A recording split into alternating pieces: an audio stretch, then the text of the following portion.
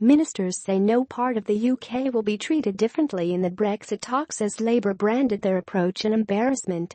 No agreement has been reached with the EU after a backlash against proposals for the Irish border. Brexit Secretary David Davis told MPs the government was close to concluding the first phase of talks. Negotiations will continue for the rest of the week, with the UK hoping for the green light to begin trade talks. The UK is due to leave the EU in March 2019 and Prime Minister Theresa May is under pressure to reach agreement on the Northern Ireland border so negotiations can move forward.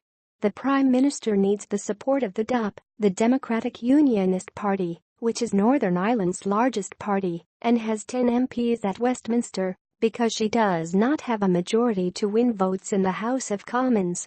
Responding to Labour's urgent question, Mr. Davis defended the controversial proposal for regulatory alignment between Northern Ireland and the Republic of Ireland, intended to avoid the need for border checks after Brexit, saying this would apply to the whole of the UK. It would not be the same as harmonisation with the EU's rules, he said. But backbencher Jacob Rees-Mogg warned that regulatory divergence from the EU after Brexit was a red line. Labour's Brexit spokesman Sir Keir Starmer said that, when the DUP objected to the draft agreement, fantasy met brutal reality. The DUP tail is wagging the Tory dog, he said, in a reference to the deal struck between the parties to help the Conservatives survive key votes. Mr. Starmer also called for the government to drop its plan to enshrine the 29 March 2019 Brexit date in UK law.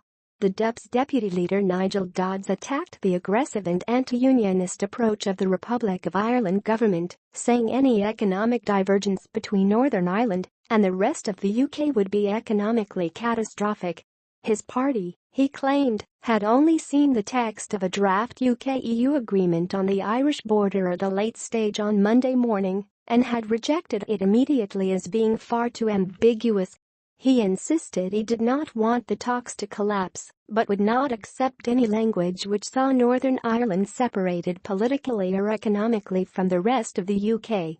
Dublin, which as an EU member is part of its single market and customs union, has been calling for written guarantees that a hard border involving customs checks on the island of Ireland will be avoided after Brexit. It is concerned this could undermine a 1998 peace treaty, the Good Friday Agreement, that brought an end to 30 years of sectarian conflict in Northern Ireland.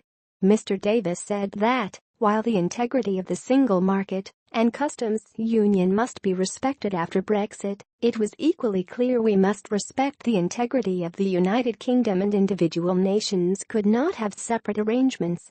Conservative MPs clashed on the way forward, with pro-Remain Anas Albury claiming there was a Commons majority to keep a close relationship with the single market and customs union. But former Minister Owen Paterson, a Eurosceptic, said the government should be prepared to walk away from talks